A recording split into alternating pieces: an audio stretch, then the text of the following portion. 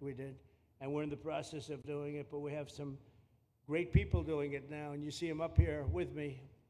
But it's, I'd call it like an unforced era. It's sort of like men and women sports. It's sort of like transgender for everybody. How could they have done this to our country? And we're never going to forget it. Last year, 15% of all the hotel rooms in New York City were used to house illegal aliens at costs that they never got for luxury. They never got this much for luxury people coming in from the wealthiest places on earth. They made more money with the illegal immigrants, with many rooms costing more than $300 a night, 6 times the rent of a typical American family. In Denver, Colorado, the city was forced to cut $10 million from its police and fire department budget as part of a $90 million plan to house illegal aliens. And it's a population that's growing and growing and destroying Denver and growing, and again, it's destroying Denver, and it's destroying many other cities too. Likewise, one of the city's largest hospital system is drowning in unpaid medical bills, unpaid in the billions, after their emergency rooms were flooded with tens of thousands of illegals, leading to the closure of critical services. And these are really critical services. They can't even keep them open for American patients. The American patients were treated worse than any illegal immigrant. In Los Angeles, 1 in every 4 students in the public school system is from a household headed by an illegal, and most of them don't speak English, so they're in a school system, and they don't have interpreters, they don't have anything, they don't speak English. What a mess, what a mess. Unforced era, all these people allowed to come in. The United States is now spending $78 billion a year on translation.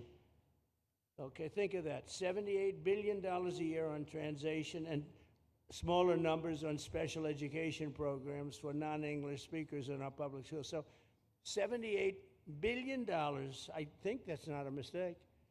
I would say $1 million maybe, hundreds of thousands of dollars, $78 billion, Joe, on translators and non-English speaking work.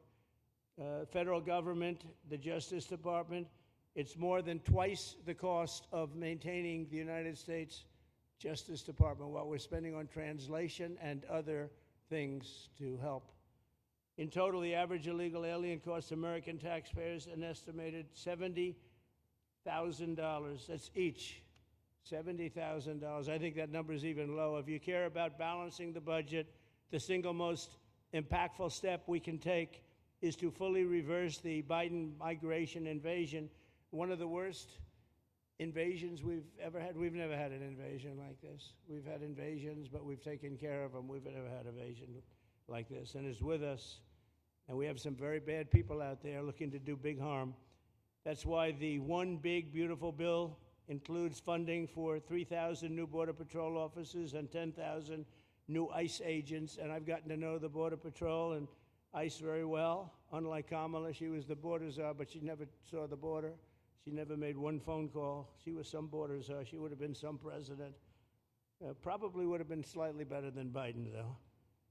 I had to run against both of them, you know?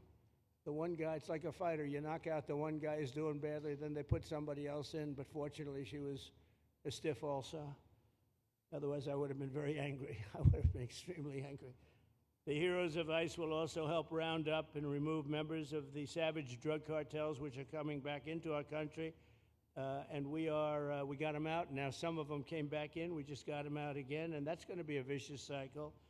But these are foreign gangs. They're horrendous people, killers, that have infiltrated our territory, including 8 which we have designated as foreign terrorist organizations, which gives us a lot more power for speed and getting them out much easier. And we had a great court victory, as you know, on Friday that allows us to do what we have to do from the Supreme Court of the United States.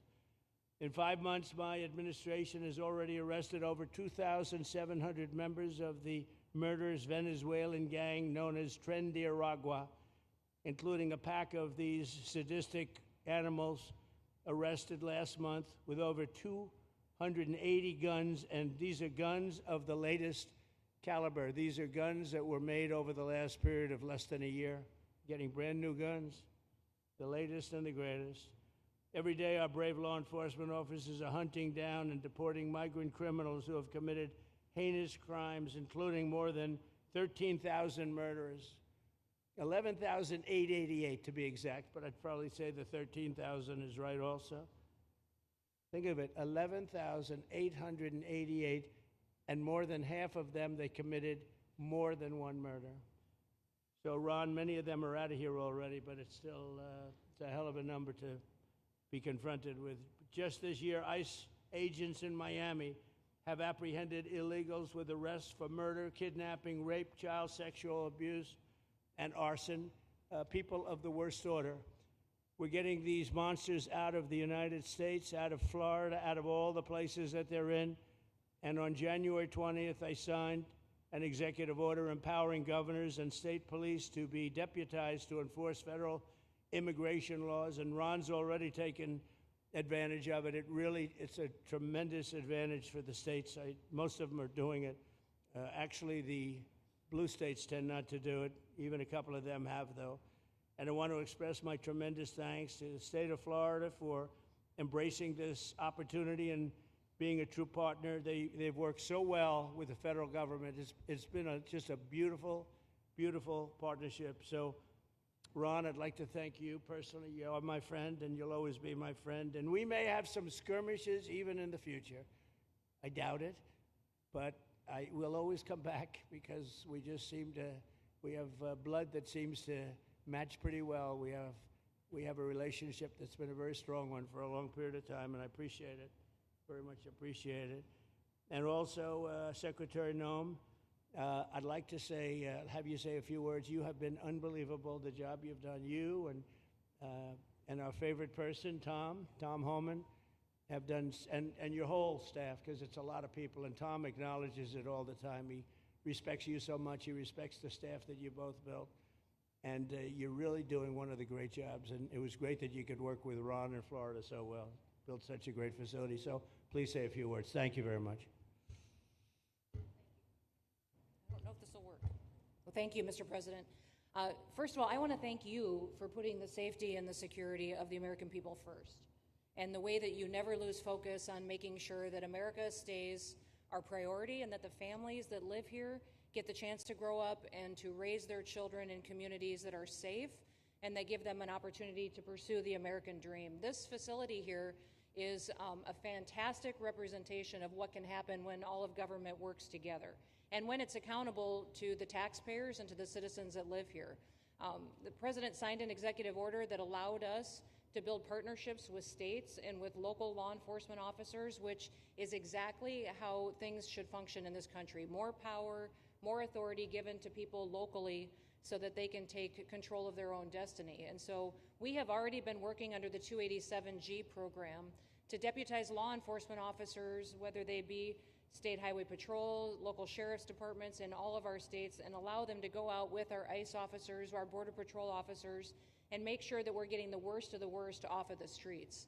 We also recognize that as we've been doing that and returning people back to their home countries, that we need detention facilities. We need beds to put them in place so that they can have their due process before they return home. And this facility is exactly what I want every single governor in this country to consider doing with us. What happened to start this conversation was that a young man named Jimmy Percival in my office, my general counsel, who came from Florida and used to work here, called up the Attorney General and the governor and said, hey, what do you think about partnering with us on a detention facility that we could put in place that would allow us to bring individuals there? There's an airstrip close by. You guys volunteered the assets that you have and the connections that you have and worked with Kevin extensively so that we could come here, have their due process given, and return them home to their countries. And in 8 days, this facility has been stood up. And I want everybody to recognize that detention facilities that ICE adheres to is a higher standard than is required at state levels, at local Department of Corrections facilities, sheriff's offices. This is a state-of-the-art facility, air-conditioned, isolated, though, for security purposes, which is very helpful. And I appreciate so many people being willing to work together to make a project like this happen. Right here on this location, we'll have about 3,000 beds. Other location will have another 2,000 beds that will allow us to bring individuals across the country that we are bringing in and incarcerating for violating our laws and immediately get them out of the country as soon as we possibly can. It's exactly what we need to be perpetuating in other states. And what I would say is, I want all of you to notice these flyers that we've got, is that everybody who sees these flyers or anybody who sees these news clips should know you can still go home on your own. You can self-deport. If you go on the CBP Home app and go home now, you will get the chance to come back to the United States legally. You will get the chance to come back and do it the right way. If you don't, you may end up here. And you may end up here and being processed, deported out of this country, and never get the chance to come back. That is the consequences of breaking the law in the United States of America. Listen, our job is to uphold the law. This is a country of laws. We have a border now, and because we have a president that cares and recognizes that we need to be a nation of borders and a nation that upholds the law. If you break the law, there's consequences.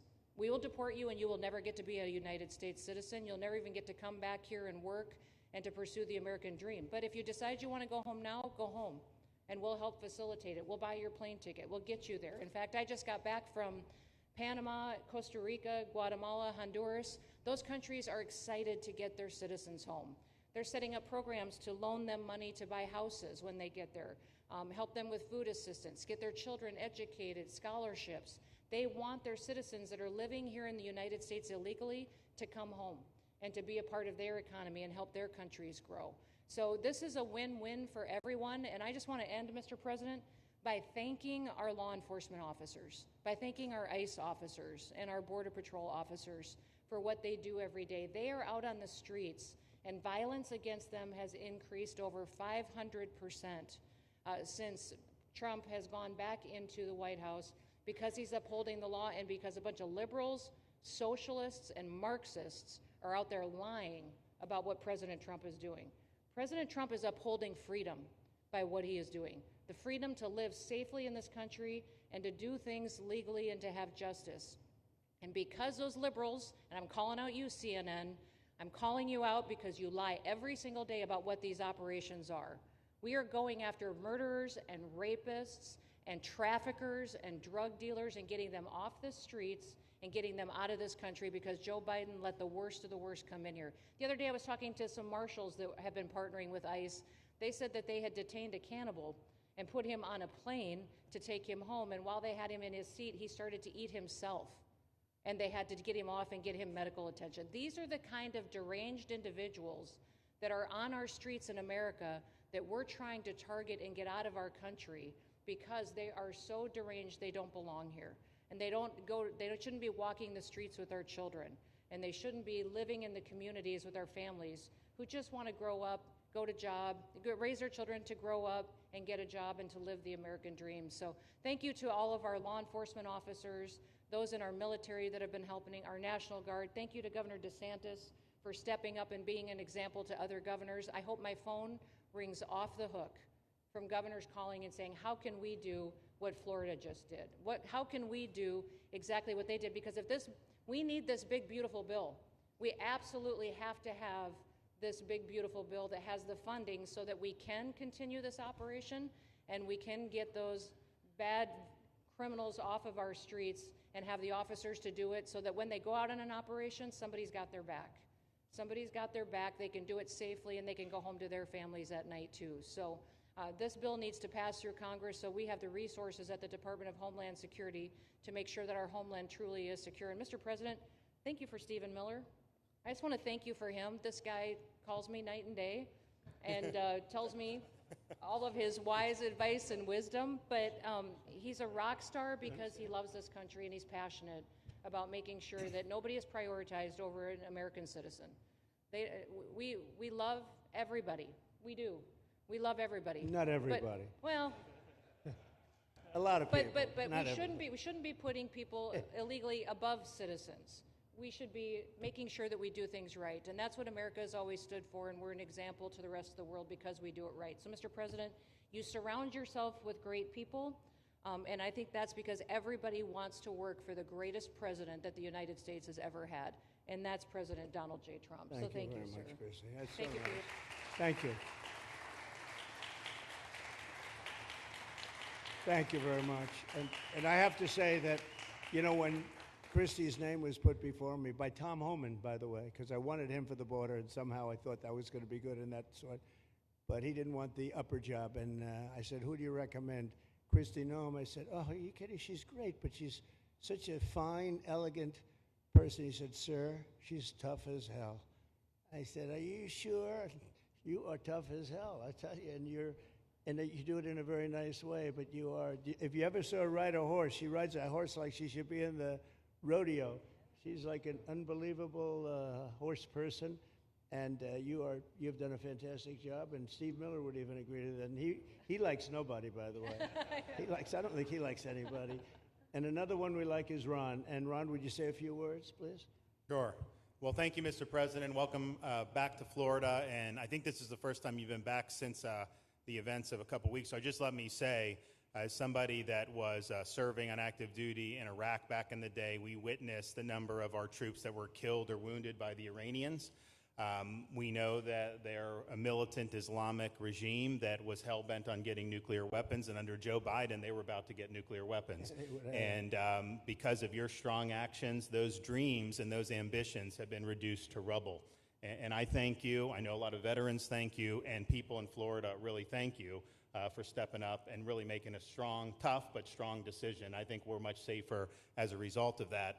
Now, on the immigration, I think President Trump's election represented the chance for us to finally solve this illegal immigration and border problem once and for all. I knew he was going to do the border, although he did it very quickly and very thoroughly. I think that no one can say that that's been anything but a spectacular success. But then we have the issue of Biden let in how many millions of people? And you had millions that had been in over decades previous to that. You can't have a country if you don't have respect for the rule of law. You can't have a country if foreigners get to decide who comes in. No, we, the American people, make that decision, who's allowed or not allowed to come into our country. We've seen Europe be overrun by open borders, so we're not going to let that happen here. So when President got elected, I knew that the states had an important role to play in facilitating this really, really historic mission. We're the only state in America, Florida, that requires full cooperation with ICE from all state and local law enforcement entities. And what is the net result of that?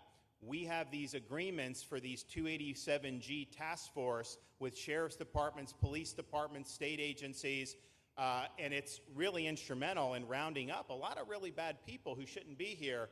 If you look at the number of those full-blown 287G agreements that have been executed around the country, the state of Florida accounts for 60% of those. If you look at the number of immigration arrests of illegal aliens on any given day, the arrests happening in Florida constitute between 15 and 20%.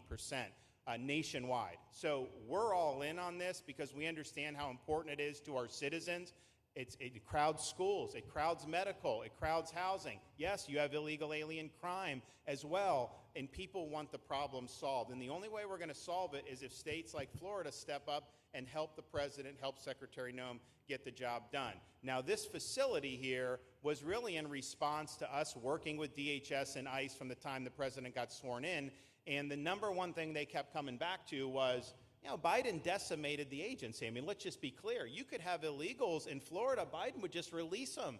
Even when they had notices or they had orders to be removed, Biden wouldn't send them back. So their interior enforcement collapsed under Biden. So they're building it back up. But they're like, we need detention space in order to be able to bring about more deportations. And so what we have here can hold 3,000 now. We have 2,000 facility up at Camp Blanding that we're going to be open, which is our National Guard site. But think about what you have here. They come here, say they already are been ordered to be deported. You drive them 2,000 feet to the runway, and then they're gone. It's a one-stop shop. And this airport that's been here for a long time is the perfectly secure location. It's going to make a big difference. We DHS a little bit more than a week ago, and here we are 8 days later with this facility open, and as soon as Air Force One departs, it'll be swept and it'll be open for business to be able to do. But our goal here is to process them and be able to effectuate their return to their home country. This is the opposite of what they were doing in New York. by just putting them up in a hotel and then just letting them stay there indefinitely. No, we want to be able to send back. And when you walk into the processing, the President and I, Secretary Noem, Kevin Guthrie, walk through that initial intake, the first thing you see is information on how to go home on your own. Why would you want to come through Alligator Alcatraz if you can just go home on your own? I think a lot of people are going to make that decision. So you're going to have a lot of deportations that are going to be done by the administration, but I think you're going to have a lot of voluntary as well. So this is a force multiplier for the President's efforts. I would just say and echo what Secretary Noem says. There is no reason why other states can't be doing it. And I know Louisiana, Texas, a couple of them, but we've got if only the red states did this, they would be able to expand their capacity by tens of thousands, maybe 50, 100,000 on a given day. That's how you really start to make a difference. And so we're proud to be able to partner with the Trump administration on that. Mr. President, thanks for coming down. I think you highlighting this is going to move the needle in a big way throughout the country, and I think it's going to help all of us achieve the really big results that I think our voters want to see. Thank you, Ron. Great job. Thanks, Ron. Thank you, Mr. President, for the opportunity. My name is Kevin Guthrie. I'm the Executive Director of the Florida Division of Emergency Management. And I'd also like to thank President Trump and the Department of Homeland Security Secretary Noem for joining us here today and for their continued support. I want to thank first by thanking the man to my right, and that's Governor Ron DeSantis, whose bold leadership and swift action made this project possible. Make no mistake, this facility would not be standing here without the President, the Secretary, and the Governor's vision and determination to uphold the rule of law. Florida is and will always be a law and order state. Even before the President took office, the Governor made it clear that illegal immigration would not be tolerated in the state of Florida. When the President and the Secretary asked Florida to help, the Governor empowered our state and private partners to work collaboratively and deliver real results on a rapid timeline. The Florida Division of Emergency Management is best known for leading the nation in hurricane response and other natural disasters. We understand how to act fast without bureaucracy in the face of any emergency. Our teams built roads in 8 hours, bridges in 3 days, base camps in 72 hours, and full causeways in 2 weeks. Getting things done quickly, efficiently, and correctly is at the core of our mission. We simply just want to be the best at what we do in the nation. When the Governor called me, and we answered, and we were proud to bring our logistical expertise to the table.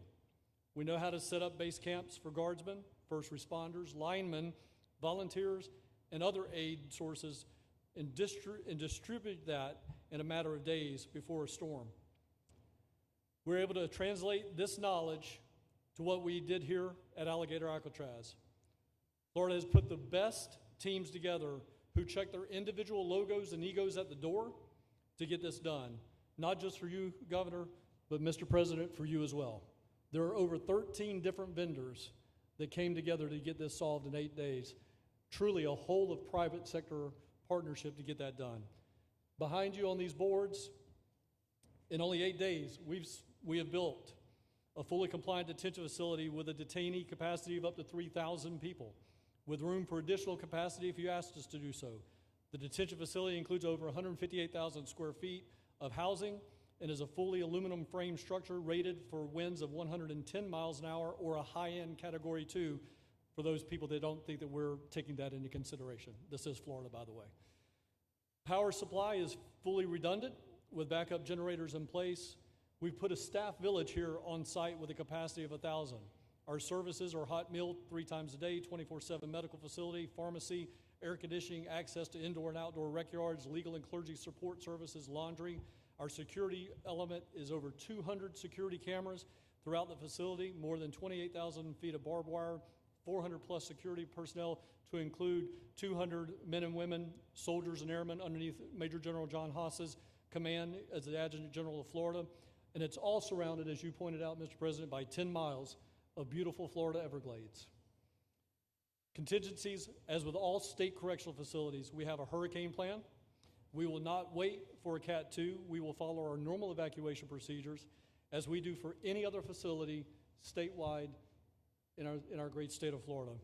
We have on-site fire and EMS resources so that we do not we don't burden the locals with any type of response. All in all, sir, this has been a perfect state logistics exercise for this hurricane season. Everything we did here in the last 8 days, God forbid, if we have a hurricane, we're going to do it again. This was a dress rehearsal for us, and we are ready, willing, and able to support you, sir, the governor, secretary, and everything that you need us to do. Just a week ago, it was a taxiway and a runway, and now it's a fully functioning facility. We are happy to support you, Mr. President, Governor, Secretary. Fantastic. Thank you.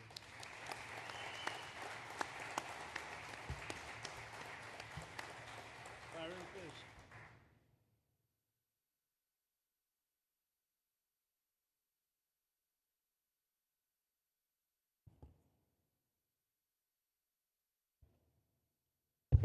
There we go. First of all, Mr. President, we all have to thank you for your leadership and for the mandate that the American people gave you to finally secure our borders and to deport criminal illegal aliens and longstanding illegal aliens out of the United States. That is a mandate given to you by the American people. I know Secretary Noem, Stephen Miller, Governor DeSantis, myself, on behalf of the other members of Congress in the Senate, and of course here in Florida, we are behind you 100% in that mission. To the governor, I really appreciate you and commend you for your leadership on this, taking swift, decisive action to building this facility. One of the things that has occurred because of the work you did earlier this year with the legislature is that our sheriffs are out there every single day. They are arresting these criminal aliens in our streets, and they're seeing some backlog in their jails. So this facility primarily goes to address some of that backlog and then to help us fulfill the mission that the president has led us to. So Governor, thank you for your leadership and thank you for your decisive action on this. It really does mean a lot to all the people of Florida, of course the people of the 19th Congressional District. Secretary Noem, I mean, what can I say? The president's right, you're double tough. So we appreciate all your leadership. You and Tom Homan have been doing a great job. And I'm actually going back to D.C. after this because we have to vote on one big, beautiful bill in the House. We have to get that to the president's desk so we can get you the resources that you need to fulfill the mission that the American people have asked us to do. I totally agree with what Mr. Guthrie has said. This is a logistical marvel when something like this occurs. We've seen Florida Department of Emergency Management answer the bell time and time again. The governor has said we need to accomplish this, and DEM gets that job done. And we had a side conversation about, I know there were some concerns. People were like, well, what happens if a hurricane comes? What happens if this happens? And I looked at Kevin Guthrie and I said, you already have a plan, don't you? And he goes, of course we have a plan. You know that we do. This is what Florida does, Mr. President, and so I want to commend you for your leadership and your vision on this. Governor, thank you for all that you've done with your vision and determination. Secretary Noem, we're going to get the bill done so you get the resources you need. See you, sir. Thank you very much. Oh, thank you. Wow. Thank you. You know, I'm waiting, listening to these wonderful words, and they are music to my ears, but I was also wondering how we're doing, because I know this is prime time. It shows that I care about you because I'm here and I probably should be there, but we do care. Thank you very much. James, please. We're all happy now, James. Yeah. Well, I can speak on behalf of all of our sheriffs, state law enforcement, our police chiefs. We are going to continue to make arrests, our pedals to the metal, as many as we can. We want to fill this place up. The governor and Kevin have shown they can build bridges in 3 days, so why not some detention facilities? Hopefully there's more to come. And you really kind of were the inspiration for this. We like the idea of reopening the original Alcatraz. I don't know if that can happen or not, but we thought, hey, we've got our own natural Alcatraz in the middle of the Everglades. Right. Great runway, great perimeter, so let's make it happen. In Florida, we walk the walk, and we will deliver for all of you. Thank you. Well, I heard you were responsible for the locational pick, and you cannot have picked a better location. I said, whoever the hell made this choice, I know you take it a little heat from some environmental groups, but I take it all the time, and that's an honor. But I heard you were very responsible for that choice, and that was a big choice. Thank you very much. Great job, James. Thank you. You want to finish over here, and then we'll go over here. We'll go back and celebrate the big, beautiful bill that you just got passed. You sure that's right, Brian? Yeah, all right. Wow, good. He's doing a good job. Wow. Mr. President, first of all, I just want to say how grateful we are that you're back here in your home state of Florida. You've been doing an amazing job, not only at our border, but around the world, keeping this country safe and Americans. We are grateful for your leadership. God had a plan for us, and it was Donald Trump. So thank you for that. As a member of the Immigration Board and as the Commissioner of Agriculture of this state, I've been happy to help lead with the governor and the rest of the cabinet on this issue. We're very proud Secretary Noem's here today and others to represent not only the United States in our efforts to make this commitment to keep our citizens safe, but we're going to continue in Florida to remove the barriers to have your vision come true of a safe United States.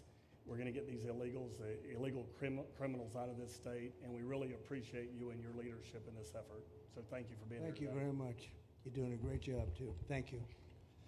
Thank you, Mr. President. Joe Gruters, State Senator. I'm a member of your Homeland Security Advisory Council, your Vice Chairman. Thank you for that appointment. And thank you for coming back to Florida and everything that you do. Every single day you are delivering on the promises that you promised to us at all of the events you've done throughout the years, but specifically this last campaign. You deserve all the credit for everything, and you are surrounding yourself with incredible people like Secretary Noem, Stephen Miller. And just like your big, beautiful bill here in Florida, there was a lot of commotion about our immigration bill. And we had 3 B's in that: beds, badges, and bad guys. And this goes right along with our beds and the resources. And I give the governor, Ron DeSantis, a lot of credit for stepping up and making sure that we all work together, because at the end of the day, even if sometimes there are skirmishes, as a result of the back and forth, we ended up with a better bill, and we all win. And what we're doing here in Florida hopefully will happen all across the country. You've done, your leadership is amazing. Keep up the great work, and just know that Florida loves President Donald J. Trump. Thank you very much, Joe. Appreciate it for a long time. Appreciate it. By the way, Okeechobee is something that we did together also, and that was a lot of money spent. I hope it was well spent. I know we did a Rolls-Royce job, but it's a lot of money that we spent out there together. And how is it going? You can delegate that to us because we move faster than the Army Corps. Good. So we will finish that reservoir. Good. If you delegate it to us, I'll get it done and much quicker. Oh, I would do that. Yeah. I'll tell you, let me ask myself permission. Permission granted. Go ahead, get the thing, get it complete. You want to do All right, that? we're gonna go talk Go to ahead, the do Army it. Corps Yeah. then after this. Good. You can move faster, actually. Please. Thank you. Oh.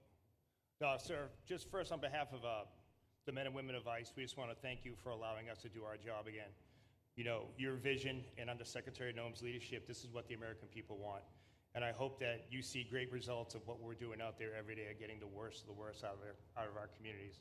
Because of you and Secretary Noem, I have the privilege to lead one of the most premier and the finest law enforcement agencies that we do have in the United States. And the men and women of HSI and ERO Miami do incredible work like you highlighted. And with the governor in the state of Florida, the partnership in Florida has been amazing. The 287G program is only going to help us to identify all those known gotaways and get the worst of the worst out of the neighborhoods. And through our Homeland Security Task Force, we are going to make America safe again. So thank you very much to both you and the Secretary. Thank you, Todd. Great job. Really great job you're doing. Thank you. Please. Good morning, Mr. President. Hi. Thank you so much for coming. Again, as Garrett Ripp, I'm the Field Office Director for ICRO here for the Miami Field Office. Incredible collaborative work we've been doing together, working with the state, working with our local partners. And again, just the 287G is going to open up that aperture and allow us to get those bad hombres off the street and get them into this facility. And we're looking forward to it. And again, just appreciate all your support. Thank you. Always thank you. You've always been so great. Thank you very much. Please. Good afternoon, Mr. President. On behalf of Air Marine Operations, my name is Andres Blanco. I'm the Executive Director for Southeast Region. AMO continues to execute and support your executive orders. Air Marine Operations brings a unique capability both in the air and the maritime domains. And in partnership with our Border Patrol, OFO officers, and ERO, we continue to conduct effective operations both interior, along the border, and along the maritime approaches. Thank you very much. Good job. Good afternoon, Mr. President. Jose Figueroa. I am the acting special agent in charge for Homeland Security investigations here in South Florida, and our office covers from Key West to Fort Pierce. Tremendous collaboration here with the state and our federal partners. HSI is conducting criminal investigations into TDA, MS-13s that are involved in human smuggling, sex trafficking of minors, and we will continue that effort with your support. Governor DeSantis, thank you very much for this facility. Looking forward to continue the great work. Thank you. Thank you very much. Steve, would you like to say something? Our star. Thank you, Mr. President. I just want to say on a personal note, getting to watch what you've done over the last 5 months to deliver on a 50-year hope and dream of the American people to secure the border. When President Trump came into office on January 20th, the United States had endured the largest wave of illegal immigration in human history. Not just American history, human history. And within just a few days, President Trump, through his strength, leadership, diplomacy, and vision, achieved the most secure border anyone in the world has ever seen. When we recently went overseas to the NATO summit, I had senior staff in foreign governments come up to me and ask me how he achieved the Trump miracle on his border and could that be replicated in their countries. For individuals who don't work in this space, to have 0 successful illegal entries in an entire month should be an impossible achievement. There's a 2,000-mile border with one of the poorest countries in the world, and you have open travel from 150 countries into Central America and South America. There are 2 billion people in the world that would economically benefit from illegally coming to the United States. And through the deployment of the military, through the deployment of novel legal and diplomatic tools, through the building of physical infrastructure, through the empowering of ICE and Border Patrol, and the entire federal law enforcement apparatus, President Trump achieved absolute border security. And now, once this legislation is passed, he will be able to make that with those resources permanent. Watching what you've done, sir, has been one of the honors of a lifetime. I'm proud to be able to play any role in it. And what President Trump is going to achieve next with the resources in this bill will make America safer, stronger, freer, more sovereign, and more prosperous than it has ever been before. Thank you, sir. Thank you, Steve. Oh. Thank you. And the bill is going to be great for Ron. It's going to be great for Florida, too. A lot of set-asides for Florida, some of the things that you wanted to do. And so it's great news to hear that it was approved. Do you want to take a few questions, Ron? We'll take a few questions from these. Yeah, please, go ahead. Yeah.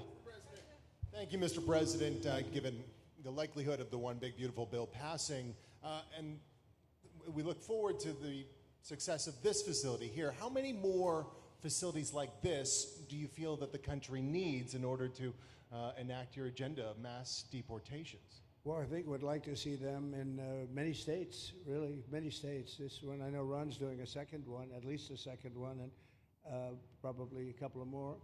And, you know, at some point, they might morph into a system where you're going to keep it for a long time. You know, it's not that far away from jails that take years to build, and money is spent and wasted, and, you know, like the railway that they have in California that costs like 40 times more than it was supposed to cost. The same things happens with prisons. You look at this in a short period of time, Ron, James, and some of the people that really worked on it along with our people, they did this in less than a week. And you look at it, it's incredible. The incredible thing is picking the site, because the site was one of the most natural sites. It might be as good as the real Alcatraz site. You know, it could be. Well, that's a spooky one too, isn't it? Huh? That's a tough site. But so I really think it could last as long as they want to have it. I mean, you may morph this into, you know, your prison system, frankly, which I know you always need, unfortunately. I'd like to say, you know, a little controversial, but I couldn't care less. We have a lot of bad criminals that came into this country, and they came in stupidly. It was an unforced error. It was an incompetent president that allowed it to happen. It was an auto pen maybe that allowed it to happen, and it did happen. But we also have a lot of bad people that have been here for a long time, people that whack people over the head with a baseball bat from behind when they're not looking and kill them, people that knife you when you're walking down the street. They're not new to our country. They're old to our country. Many of them were born in our country. I think we ought to get them the hell out of here, too. You want to know the truth. So maybe that'll be the next job that we'll work on together. But I think getting them out, we forget about them. We had some bad accidents in New York, and they're not accidents. They were done very much in purpose. People being pushed into a subway just before it arrives, going 40 miles an hour, and they're 10 feet away from where the thing is, to get pushed right into the face of the subway train, get whacked and killed. These are sick people. I'd like to get them out of here too. Yeah, please, go ahead. White shirt, glasses. Julio Rosas, Blaze Media, sir. A couple months ago, I ran into former DHS Secretary Mayorkas, and I asked him a couple questions about his disastrous handling of the border. He didn't like my questions.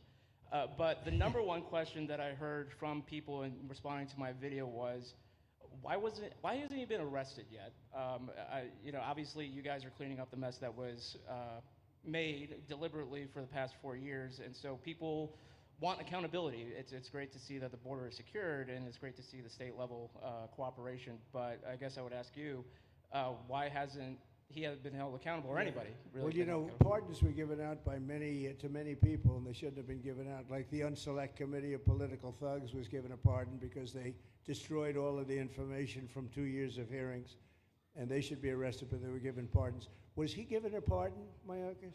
Was he not? I don't believe so. Well, sir. I'd take a look at that one, because what he did is it's beyond incompetence. Something had to be done. Now, with that being said, he took orders from other people, and he was really doing the orders. And you could say he was very loyal to them, because it must have been very hard for him to stand up and sit up and talk about what he allowed to happen to this country and be serious about it. So he was given orders. If he wasn't given a pardon, I could see looking at that. In fact, why don't you take a look at it, Kristen? He was impeached, but yeah, it was just a fake impeachment. It was a fake impeachment. Why don't you take a look at it? I think he was so bad. They were all so bad. Look, it was the worst president in the history of our country. We've had some bad ones, but he was the worst president. But somebody told Mayorkas to do that, and he followed orders, but that doesn't necessarily hold him harmless. So take a look at it. Very good question, actually. Thank you. Yeah, please. Go ahead. Mr. President, you and the Secretary have both said that many people have self-deported since you came back into office. Yeah. How many is many, and has the rate gone up? How do you see the tempo of that moving forward going on?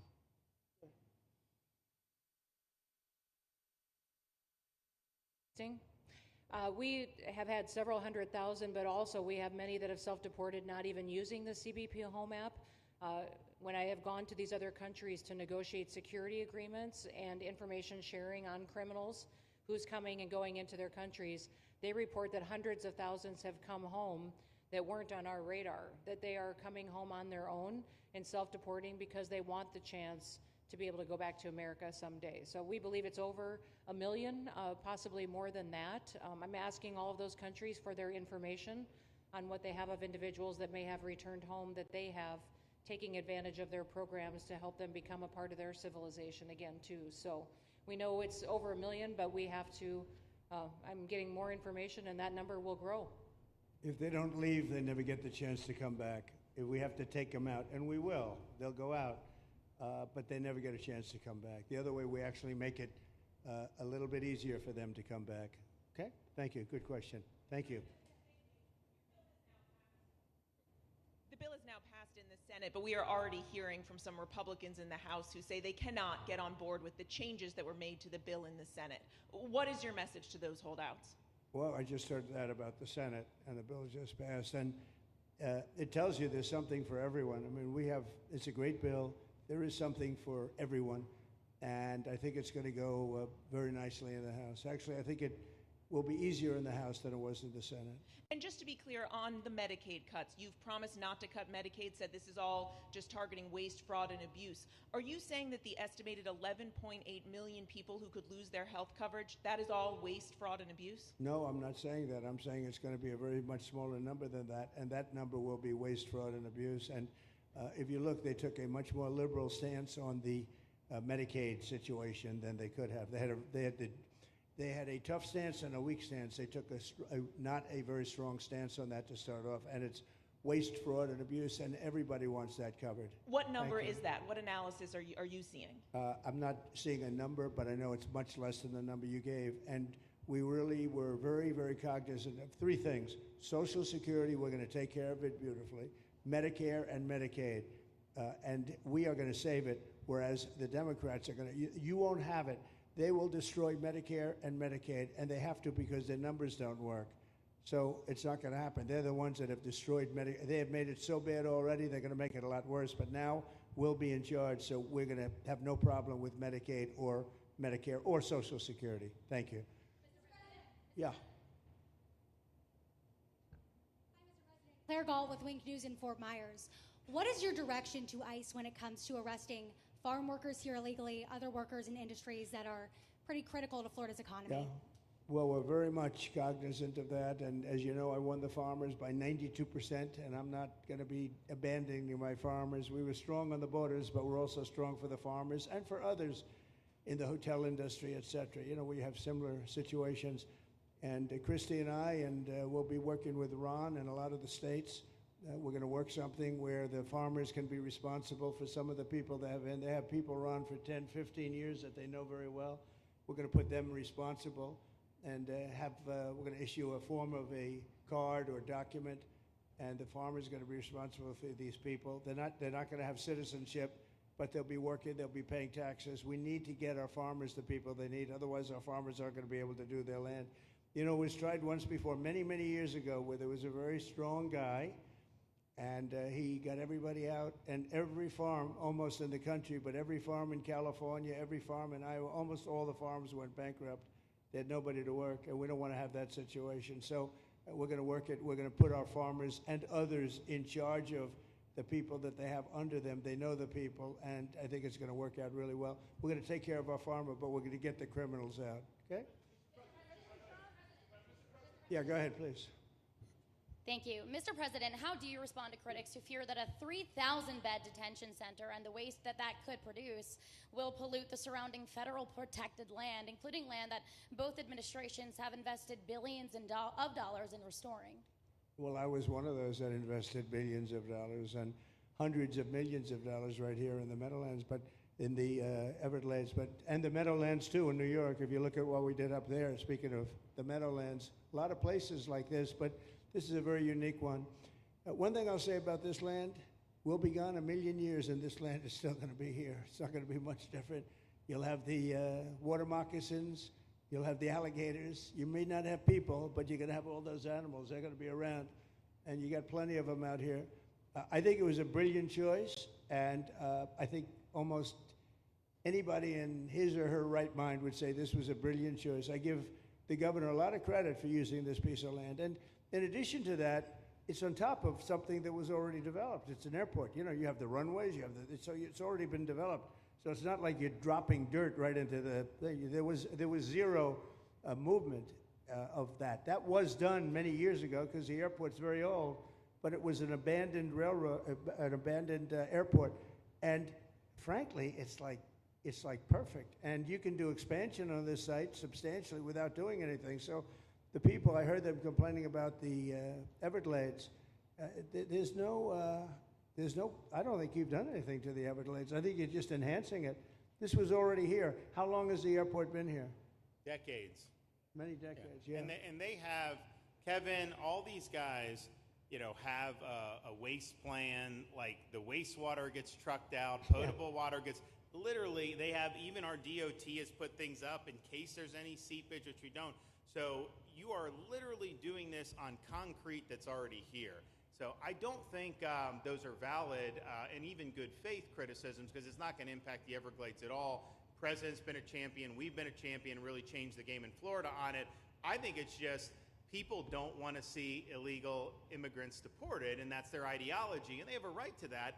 But illegal immigration's unpopular, so they know that they're going to have less effect. So they're going to try, oh, well, no, it's just about the Everglades. But really, I think a lot of those people, they just don't want to see illegals deported. Because if you actually hear, everyone's here, you obviously know there's zero land that's being disturbed.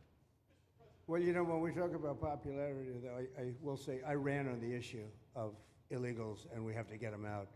And I won 82% on that issue. So I think that they may not like certain aspects of it, but ultimately they do not want them in their country. And if this is a part of a use. But I think from an environmental standpoint, it's incredible. In fact, when we landed that very big, heavy plane today, they came out and checked it fairly. I think they want the president to be able to land on a piece of concrete that's not going to go 6 feet underground. And they checked it. They came back and they said, this thing is really solid. So it's been there a long time. It's going to be here a long time. And it was a great choice of a site. Thank you.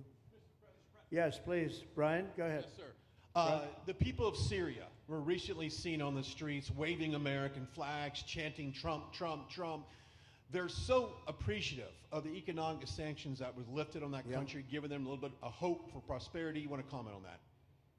Well, they're great people, and the man that is leading them has a reputation. He's the head of some pretty tough organizations, and a lot of people criticized me for that. I said, well, what are we going to do, take him out of a day school, a country day school? It's going to be, by nature, I would think, Ron, they'll be pretty tough, and he is pretty tough, but I think I met him, spent a lot of time with him, good guy. I took off the sanctions because if I didn't do that, they wouldn't have had a chance. And Syria has a chance. The people are great. They work hard. They're very smart. It used to be a place of professionals, accountants and lawyers and doctors and high academic credentials in that part of the world. And I think it's going to work out great. I took off the sanctions, and they were very appreciative. They were shocked, but they were very appreciative. We're giving them a chance at survival. With the sanctions, it couldn't have worked. Thank you. Mr. President, your beloved New York City. Your beloved New York City may well be led by a communist soon, Zoran Mandami, who in his nomination speech said he will defy ICE and will not allow ICE to arrest criminal aliens in New York City. Your message to communist Zoran Mandami. Well, then we'll have to arrest him. Look, we don't need a communist in this country, but if we have one, I'm going to be watching over him very carefully on behalf of the nation. We send him money. We send him all the things that he needs to run a government. And by the way, they get about 3 times what you get, Ron. If you look at the per capita, Florida gets 1/3 of what New York gets in terms of the numbers. Why don't you give us those numbers?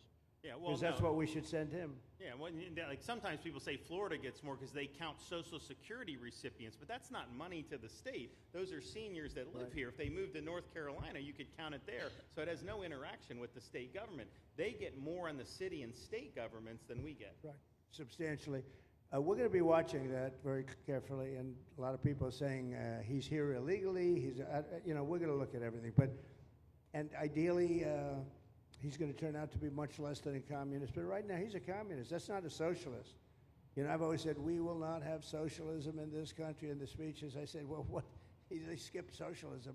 And you got a lot of them like that. And you see AOC, she's out there with her, bad IQ.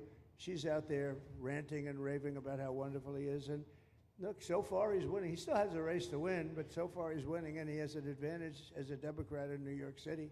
I was there a long time ago, and it was a long time since a Republican won the city, but you would think that a Republican would be able to win. Or you have a good independent running, Mayor Adams, who's a very good person. I helped him out a little bit. He had a problem, and he was unfairly hurt over this question. He made a statement to the effect that this is terrible. New York City can't have all these immigrants come in, and like he was indicted the following day. And I said, that was a phony indictment. That it was a phony indictment. That was a Biden indictment. I said, don't feel bad. I got indicted 5 times every time you opened your mouth. That was a bad group. That was a very dangerous group, I will tell you. These were not nice people. That was the only thing they could do. They had no policy. They had no skill. They had no anything. But they were very good at that. They were vicious, vicious, horrible people. Thank you very much. Yeah, please go ahead. Hi, Anna Giratelli with Washington Examiner. Governor DeSantis has proposed using National Guard, deputizing them as immigration judges to get through this massive backlog of people in the immigration court. Would you be open to that? Yes, he has my approval. Okay. That wasn't too hard to get, was it, Ron? He didn't even have to ask me, James. You didn't even need James to ask me. He has my approval, okay? Good. I also like what he's doing in Okeechobee. He has my approval for that, too. I don't know how we work that out, but we'll work it out. We'll follow up. Go ahead. Please. President Trump, Jake Stofan with Action News Jax from up in Jacksonville. There's some talk about a facility similar to this up in Camp Blanding. Has that been approved by DHS? If not, what's the timeline? When could we see ground break on that? Well, I'll ask Ron or James to talk about it. Do you want to mention it, James? The overarching plan, I think the secretary has said she supports the whole plan, so you guys are going to keep going. Yeah. So, Mr. President, just specifically, the response for proposals is out for that today. It closes, I can't even remember what day of the week it is, but it closes on Wednesday at 5 o'clock. Then we will do notice to proceed. So I would say right after our wonderful Independence Day, we will be starting construction there at that facility. You have another big runway there, too. That's great. Wow. Boy, I love these runways. It's very convenient, I must say. Having a runway is a nice thing. Today, you don't get runways approved. I will tell you, it's tough to get a runway. Although in the age of Trump, you get them approved fast. You know, we're approving massive electrical bins, what they call them bins, but big electrical facilities for all of the factories and the AI that's coming in. They're going to build their own electric. They're going to be really. They're going to be made into electrical providers. They're going to have a lot left over. They'll put it into the grid. I think, well, they're going to end up doing so much. They'll put it into the grid. Won't even cost anything from their standpoint. But so we have a lot of that happening. We get approvals fast. So, but I was just saying, runways are hard to get, but we'll get them now. But in the past, I would say over the past 30, 40 years, when you can get a runway, that was considered gold. Okay, please, go ahead. Go ahead. Sure.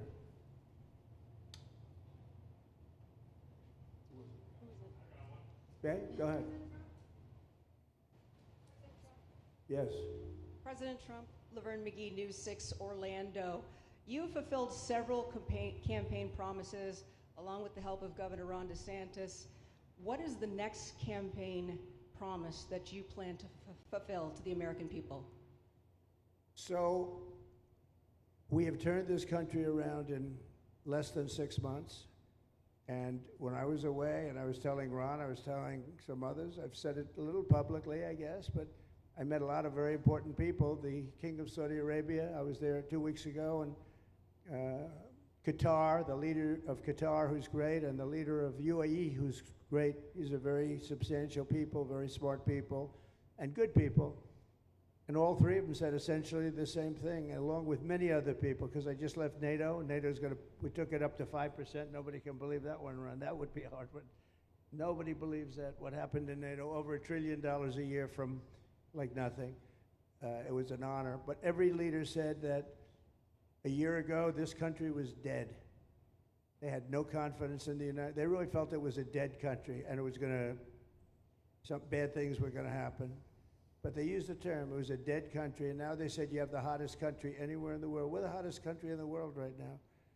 And we turned it around fast. I thought it would take longer than this. We turned it around fast. Some of it was psychology, and we had to know how good we were. But others was getting rid of rules, regulations, and all of the things that I got rid of already. I signed more executive orders than anybody in history, times like 3 or 4. And I got rid of just one. I got rid of the other night. You buy a house, they have a faucet in the house, Joe, and the faucet, the water doesn't come out. They have a restrictor. You can't, in areas where you have so much water, they don't know what to do with it. You have a shower head, the shower doesn't, you think it's not working. It is working. The water's dripping out.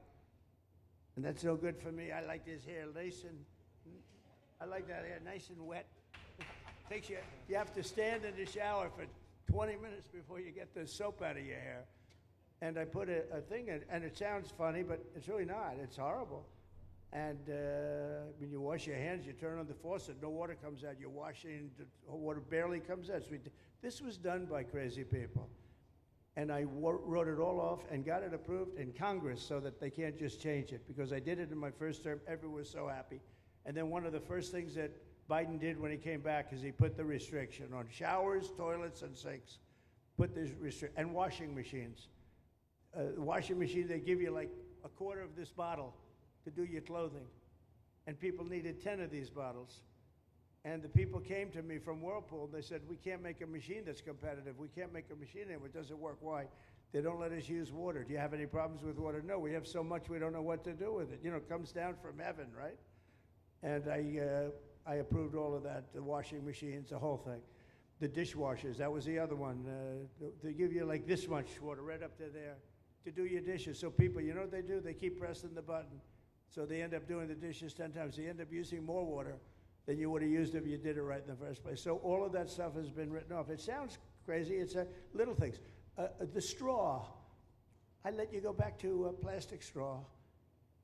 I was tired of having straws melt in my mouth, you know? It wasn't working. The paper wasn't working too well. So these are little things that I did. Then we have the big things. We have the biggest things, and that has to do with some of the subjects we're talking now. I think the things we're talking about now are the biggest, because if you don't have borders in this country, borders and good elections, and we're working on that next. There's some bills coming in that's going to make sure that you're a citizen, that people aren't counted in the voting when, you know, they were here and they're here as illegals and they're criminals in many cases, and they give them a count, and you end up with extra congressmen. We're going to work on that. We're going to straighten that out next. That's going to be easy compared to what we were doing. But we did the big things too. But little things like that, a straw, little things like a washing machine with no water. People go out, they spend all their money on a washing machine. The damn thing doesn't work. You can't use the water. Then you go to your sink and that doesn't work either. You're stuck. You know what you do? You have dirty plates the next day. That's it. And we solved so many common sense problems. And they weren't easy. You know, there are people that really believe in this stuff. But, you know, most states have so much water they don't know what to do with it. And look at North Carolina. I mean, they had a lot of water. And they have to get restrictors on their, you know, on their kitchen faucets. So we're very proud of the things we did, and we're going to do a lot more of them. Yeah, please, go ahead. You guys in good shape. Hey, it's Eric Bowling. How you doing, sir? Something we've talked about for, I'd say, better part of 20 years. I think it's something near and dear to your heart, energy, our energy security. Yeah. Under Joe Biden, average price of oil for the 4 years was about $79 a barrel. He drained the SPR halfway down, promised to replenish it, never did. Right. Under you, first term, $53 average price for 4 years. Biden was $78 for 8 years. It was never refilled. The question is now it's $64 or so. Yeah. What coming down rapidly. Coming down, and what a great opportunity to fix another one of Joe Biden's problems, one of the things he broke in America, giving us the energy security of an emergency SPR, Sure. fill it to, maybe even go beyond and fill it to 1 billion barrels this time at a much cheaper price. Thoughts on the energy sector? So it holds 77 million barrels, and we had it up to the top, if you remember. And I was proud of that, and I made a deal to buy it at the lowest price of oil. It was a good deal, good instinct. And we filled it up, and when he came in, he started using it to keep oil prices down because he blew our energy policy out. Energy and his bad spending is what caused inflation. So now we have no inflation. Gasoline just hit $1.99 today in 5 states. $1.99, isn't that a nice sound? It was up to $4, and going up to $5, $6, and $7. In California, it was $7.70. But we just hit in five states $1.99, $1.98. And it's coming down to that level, so that'll be a big thing. And one of the reasons the prices and costs are going down when you go to the supermarket, because I said I was going to get costs down. We're getting the costs down. Food is coming down. When I came out, my first week, if you remember, I had a lunatic reporter screaming at me saying, eggs are going through the roof. What are you going to do about eggs? I said, I just got here. I didn't know anything about eggs.